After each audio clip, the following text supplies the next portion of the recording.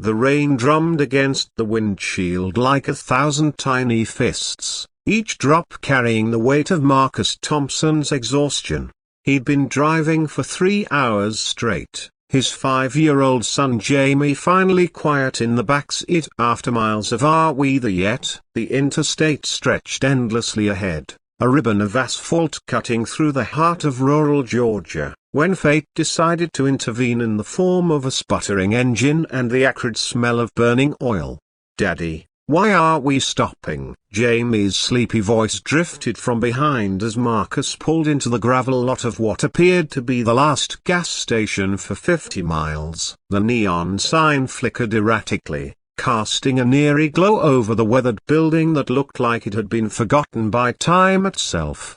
"Just need to check something, buddy." "Stay in the car for a minute." Marcus stepped out into the drizzle, his Italian leather shoes immediately soaking through. As a successful tech executive from Atlanta, he was accustomed to climate-controlled offices and valet parking, not roadside emergencies in the middle of nowhere. The hood released with a reluctant groan, revealing an engine bay that might as well have been hieroglyphics to Marcus's untrained eye. Steam rose from somewhere deep within the mechanical maze, and he felt his heart sink. His phone showed no signal. Naturally, they were supposed to be at his ex-wife's house in Savannah by 7 for Jamie's weekend visit, and it was already past 5. "Excuse me, mister?" The small voice made him turn, and what he saw made his breath catch. A little girl, maybe 7 or 8 years old, stood beside a rusty shopping cart overflowing with empty bottles and cans. Her clothes were clean but clearly hand-me-downs, sizes too big and colors faded from countless washings. What struck him most weren't her circumstances, but her eyes. They held a maturity that no child should possess, the kind that comes from shouldering responsibilities far beyond their years. "My mama's inside if you need help," she said, pointing toward the gas station. "She knows about cars some." "Thank you, sweetheart." "That's very kind." Marcus found himself genuinely touched by the offer. "What's your name?" "Lily." She smiled, and for a moment, the weariness in her young face lifted completely. "Me and Mama collect these bottles. 5 cents each adds up, you know." Before Marcus could respond, Jamie's face appeared at the car window, pressing his nose against the glass. The little boy's eyes went wide when he spotted Lily, and he immediately began fumbling with the door handle. "Hold on there, champ," Marcus called, but Jamie was already out of the car, his natural 5-year-old curiosity overriding any stranger danger lessons.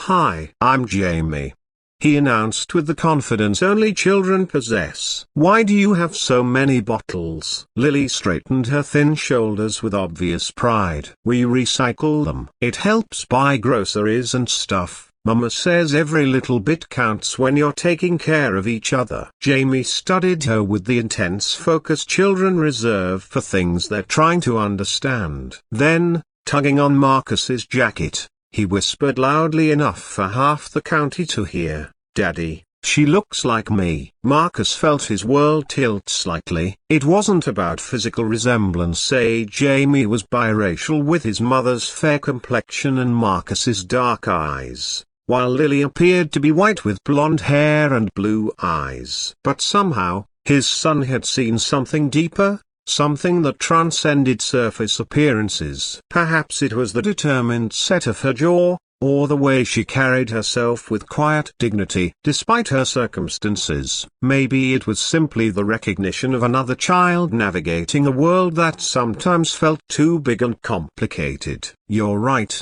buddy," Marcus said softly, his executive's mind suddenly working in ways his MBA had never taught him. "She does." The gas station door chimed, and a woman emerged who was clearly Lily's mother. She couldn't have been older than 25, with tired eyes and work-worn hands, but she moved toward them with protective grace. "Lily, honey, don't bother the nice people," she said gently. "Oh, she's not bothering us at all," Marcus assured her. "I'm Marcus Thompson, and this is my son Jamie. My car broke down, and your daughter was kind enough to offer help. Sarah Mitchell, the woman replied, extending a calloused hand. And I might actually be able to help. I worked at my daddy's garage before. She trailed off, then seemed to gather herself before life got complicated. Mind if I take a look? As Sarah examined the engine with practiced ease, Marcus found himself in conversation with both children. Lily explained their recycling routine with the matter-of-fact tone of someone discussing a business plan, while Jamie listened with rapt attention. We get up early on Saturdays, Lily was saying, and walk the neighborhoods where people put their bottles out. Mama says it's honest work, and honest work never hurt anybody. That's really smart, Jamie said admiringly. My daddy works with computers, but that sounds way more fun. Marcus felt something crack open in his chest. Here was his son, who had every material advantage, genuinely impressed by this little girl's resourcefulness and work ethic. And here was Lily, facing circumstances that would challenge most adults, speaking about her situation with dignity and even enthusiasm. Found your problem, Sarah called out. It's your radiator hose. Clean break. I can patch it temporarily, but you'll need a real repair shop. Is the one nearby? Marcus asked, already dreading the answer. Sarah bit her lip.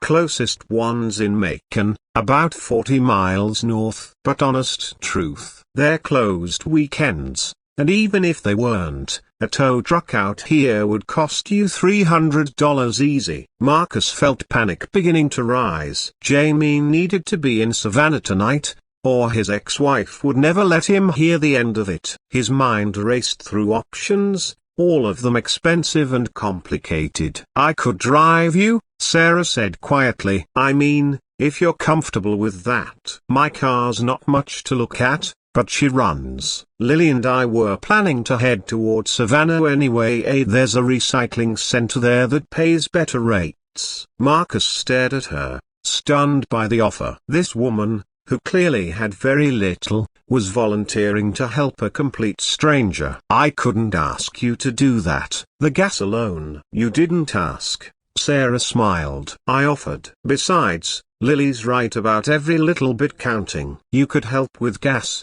and we'd get to the recycling center. Everybody wins. As they transferred their belongings to Sarah's ancient but spotless Honda Civic, Marcus found himself re-evaluating everything he thought he knew about success and generosity. Here he was, worth several $1 million on paper, being rescued by a woman who counted bottles for grocery money. The irony wasn't lost on him, but more than that, he was beginning to understand what Jamie had seen in Lily. The drive to Savannah became an education for Marcus. Sarah spoke about her dreams of returning to school, of building a better life for Lily. She talked about the kindness of strangers who left extra bottles by their recycling bins, knowing she would find them. She described their small apartment with genuine gratitude, focusing on what they had rather than what they lacked. Meanwhile, in the back seat, Jamie and Lily had become fast friends. They shared snacks, played word games,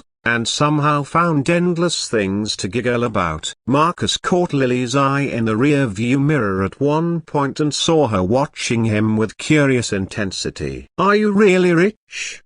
She asked with the directness only children possess. Lily, Sarah gasped, but Marcus held up a hand. It's okay. Yes, Lily, I suppose I am. Does that bother you? She considered this seriously. Nope, Mama says money doesn't make people good or bad. How they treat others does that. The simple wisdom hit Marcus like a physical blow. How long had it been since he'd thought about wealth in those terms? When had success become about accumulation rather than contribution? They reached Savannah just as the sun was setting, painting the historic city in golden hues. Marcus directed Sarah to his ex-wife's address, a stately home in one of the city's most prestigious neighborhoods. As they pulled up to the manicured lawn and imposing facade, He felt the familiar knot in his stomach that always accompanied these custody exchanges. "Wow," Lily breathed, her face pressed to the window. "It's like a castle." "Jamie gets to stay here every other weekend," Marcus explained, with his mum. Before anyone could process the implications of that statement, the front door opened and Rebecca appeared, her expression shifting from impatient to confused as she took in the unexpected vehicle and passengers. "Marcus, where's your car?" "You're late, and I was about to call her." "Long story," Marcus said, climbing out. "Rebecca, I'd like you to meet Sarah and Lily Mitchell. They saved Jamie and me from being stranded on the interstate." As introductions were made and the story explained, Marcus watched his ex-wife's perfectly composed facade develop small cracks. She thanked Sarah with genuine warmth, insisted on providing snacks for the road, and even helped carry the recycling bags to maximize space in the recycling center's parking lot. But it was Jamie's goodbye that nearly undid Marcus completely. "I hope I see you again, Lily," he said, hugging his new friend tightly. "You're the coolest person I ever met." "You too, Jamie. Maybe someday you can come help me collect bottles." "That would be awesome." As Sarah prepared to leave, Marcus found himself at a crossroads he hadn't seen coming. He could thank them, pay for their gas, and return to his comfortable but increasingly hollow life. Or he could do something that his son had already figured out, something that had nothing to do with money and everything to do with connection. "Sarah," he said quickly, pulling out his business card and writing on the back, "I know this might sound crazy, but I meant what I said about Lily looking like Jamie. Not physically, but..." Here, he touched his chest. "My company has an educational foundation. We provide scholarships, mentoring, resources for kids who show exceptional character and determination. I'd like Lily to be part of it, if you're interested." Sarah's eyes filled with tears. "I don't know what to say." "Say you'll think about it. And say you'll let me help with more than just gas money today. Please." 3 months later, Marcus sat in his Atlanta office reviewing quarterly reports when his assistant buzzed in. "Mr. Thompson, there's a young lady here to see you. Says she has an appointment." Lily Mitchell walked into his office wearing a new dress but the same determined expression, carrying a small potted plant and a handwritten note. Behind her, Sarah beamed with pride. "We brought you a thank you gift," Lily announced. "Mama says you can't buy flowers for someone who changed your life. You have to grow them yourself." Marcus accepted the plant with hands that weren't entirely steady. The note, written in careful second-grade cursive, simply said, "Thank you for seeing me. Love, Lily."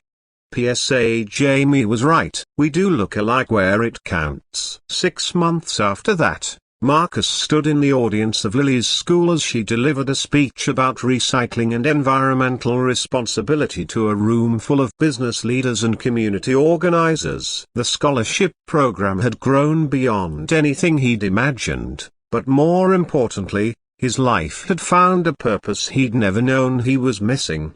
Jamie, now spending equal time with both parents by choice rather than court order, had become Lily's most enthusiastic supporter and closest friend. Rebecca had thrown herself into the foundation's work with surprising passion, and even Marcus's relationship with his ex-wife had found new ground in their shared commitment to something larger than themselves.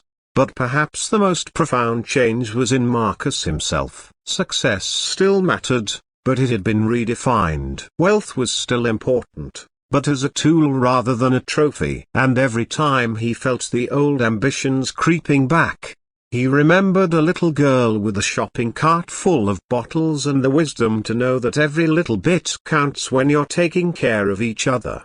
That night, tucking Jamie into bed, Marcus listened to his son's prayers with a gratitude that filled every corner of his transformed heart.